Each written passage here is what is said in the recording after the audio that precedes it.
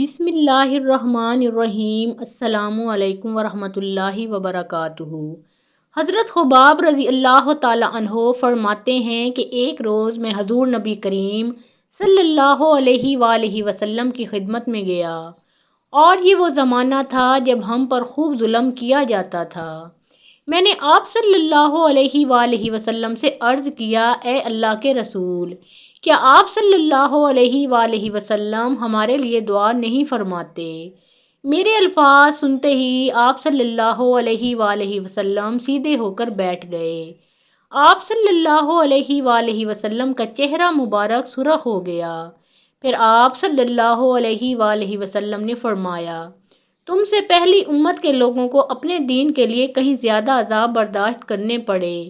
ان کے جسموں پر لوہے کی کنگھیاں کی جاتی تھیں، جس سے ان کی کھال اور ہڈیاں الگ ہو جاتی تھیں، مگر یہ تکالیف بھی انہیں ان کے دین سے نہ ہٹا سکیں۔ ان کے سروں پر آرے چلا چلا کر ان کے جسم دو کر دیے گئے، مگر وہ اپنا دین چھوڑنے پر تیار پھر بھی نہ ہوئے۔ اس دین اسلام کو اللہ تعالیٰ اس طرح پھیلا دے گا کہ ثنا کے مقام سے حضر موت جانے والے سوار کو سوائے اللہ تعالیٰ کے کسی کا خوف نہیں ہوگا، یہاں تک کہ چرواہے کو اپنی بکریوں کے متعلق بھیڑیوں کا ڈر نہیں ہوگا۔ حضرت خباب بن ارت رضی اللہ تعالی عنہ فرماتے ہیں، ایک دن میرے لیے آگ دہکائی گئی، پھر وہ آگ میری کمر پر رکھ دی گئی، اور پھر اس کو اس وقت تک نہیں ہٹایا گیا جب تک کہ وہ آگ میری کمر کی چربی سے بجھ نہ گئی۔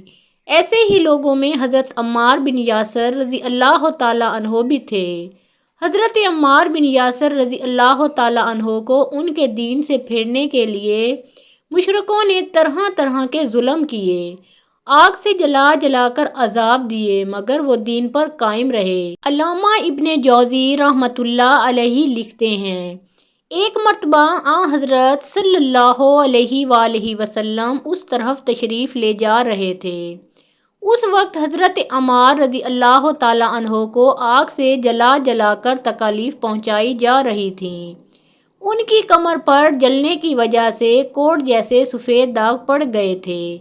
آن حضرت صلی اللہ علیہ وآلہ وسلم نے ان کی کمر پر ہاتھ پھیرا اور فرمایا، اے آگ ٹھنڈی اور سلامتی والی بن جا، جیسا کہ حضرت ابراہیم علیہ السلام کے لیے ہو گئی تھی۔ اس دعا کے بعد انہیں آگ کی تکلیف محسوس نہیں ہوتی تھی۔ حضرت ام ہانی رضی اللہ تعالی عنہا کہتی ہیں کہ حضرت عمار بن یاسر رضی اللہ تعالی عنہ، ان کے والد یاسر، ان کے بھائی عبداللہ اور ان کی والدہ سمیہ رضی اللہ تعالی عنہما، ان سبھی کو اللہ کا نام لینے کی وجہ سے سخت ترین عذاب دیے گئے۔ ایک روز جب انہیں تکالیف پہنچائی جا رہی تھیں تو نبی کریم صلی اللہ علیہ وآلہ وسلم اس طرف سے گزرے۔ آپ صلی اللہ علیہ وآلہ وسلم نے ان کی تکالیف کو دیکھ کر فرمایا، اے اللہ، آل یاسر کی مغفرت فرما۔ ان کی والدہ سمیہ رضی اللہ تعالی عنہا کو ابو جہل کے چچا حذیفہ بن ابن مغیرہ نے ابو جہل کے حوالے کر دیا۔ یہ اس کی باندی تھیں۔ ابو جہل نے انہیں نیزہ مارا، اس سے وہ شہید ہو گئیں۔ اس طرح اسلام میں انہیں سب سے پہلی شہید ہونے کا اعزاز حاصل ہوا۔ آخر انہی مظالم کی وجہ سے حضرت عمار رضی اللہ تعالی عنہ کے والد یاسر رضی اللہ تعالی عنہ بھی شہید ہو گئے۔ اپنے ان مظالم اور بدترین حرکات کے ساتھ ساتھ یہ لوگ حضور اکرم صلی اللہ علیہ وآلہ وسلم سے معجزات کا مطالبہ بھی کرتے رہتے تھے۔ ایک روز ابو جہل دوسرے سرداروں کے ساتھ حضور نبی کریم صلی اللہ علیہ وآلہ وسلم کے پاس آیا اور بولا، اے محمد، اگر تم سچے ہو تو ہمیں چاند کے 2 ٹکڑے کر کے دکھاؤ، وہ بھی اس طرح کہ ایک ٹکڑا ابو قبیس پہاڑ پر نظر آئے اور دوسرا کئی کان پہاڑ پر نظر آئے۔ مطلب یہ تھا کہ دونوں ٹکڑے کافی فاصلے پر ہوں تاکہ اس کے 2 ٹکڑے ہونے میں کوئی شک نہ رہ جائے۔ اس روز مہینے کی 14ویں تاریخ تھی، چاند پورا تھا۔ آپ صلی اللہ علیہ وآلہ وسلم نے ان کی یہ عجیب فرمائش سن کر فرمایا، اگر میں ایسا کر دکھاؤں تو کیا تم ایمان لے آؤ گے؟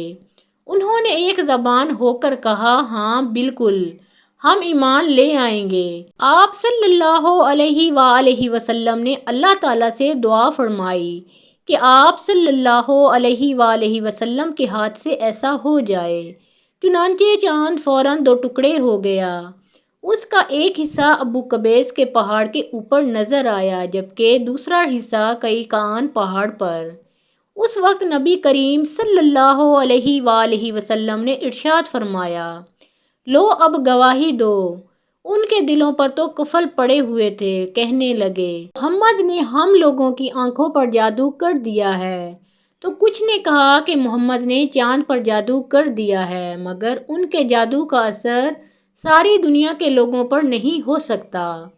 مطلب یہ تھا کہ ہر جگہ کے لوگ چاند کو دو ٹکڑے نہیں دیکھ رہے ہوں گے۔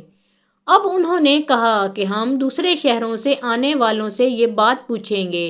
چنانچہ جب مکہ میں دوسرے شہروں کے لوگ داخل ہوئے تو انہوں نے چاند کے بارے میں ان سے پوچھا۔ آنے والے سب لوگوں نے یہی کہا، ہاں ہاں، ہم نے بھی چاند کو دو ٹکڑے ہوتے ہوئے دیکھا ہے۔ یہ سنتے ہی مشرک بول اٹھے، بس پھر تو یہ عام جادو ہے، اس کا اثر سب پر ہوا ہے۔ کچھ نے کہا کہ یہ ایک ایسا جادو ہے جس سے جادوگر بھی متاثر ہوئے ہیں، یعنی جادوگروں کو بھی چاند دو ٹکڑے نظر آیا ہے۔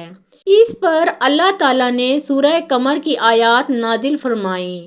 ترجمہ: قیامت نزدیک آ پہنچی ہے اور چاند شک ہو گیا ہے، اور یہ لوگ کوئی معجزہ دیکھتے ہیں تو ٹال دیتے ہیں اور کہتے ہیں یہ جادو ہے جو ابھی ختم ہو جائے گا۔ مختلف قوموں کی تاریخ سے یہ بات ثابت ہوتی ہے کہ چاند کا دو ٹکڑے ہونا صرف مکہ میں نظر نہیں آیا تھا، بلکہ دوسرے ملکوں میں بھی اس کا مشاہدہ کیا گیا تھا۔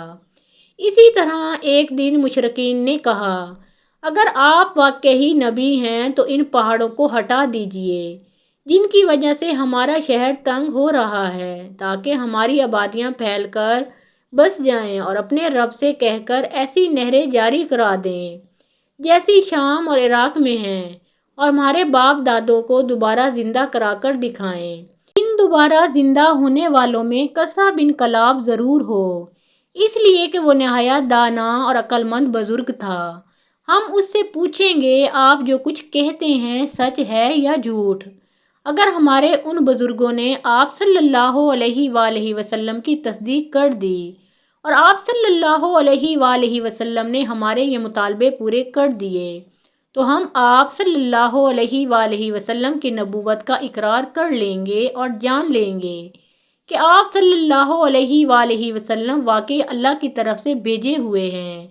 اللہ تعالیٰ نے آپ صلی اللہ علیہ وآلہ وسلم کو ہماری طرف رسول بنا کر بھیجا ہے، جیسا کہ آپ صلی اللہ علیہ وآلہ وسلم دعویٰ کرتے ہیں۔ ان کی یہ باتیں سن کر نبی کریم صلی اللہ علیہ وآلہ وسلم نے ارشاد فرمایا، مجھے ان باتوں کے لیے تمہاری طرف رسول بنا کر نہیں بھیجا گیا، بلکہ میں تو اس مقصد کے لیے بھیجا گیا ہوں کہ ایک اللہ کی عبادت کرو۔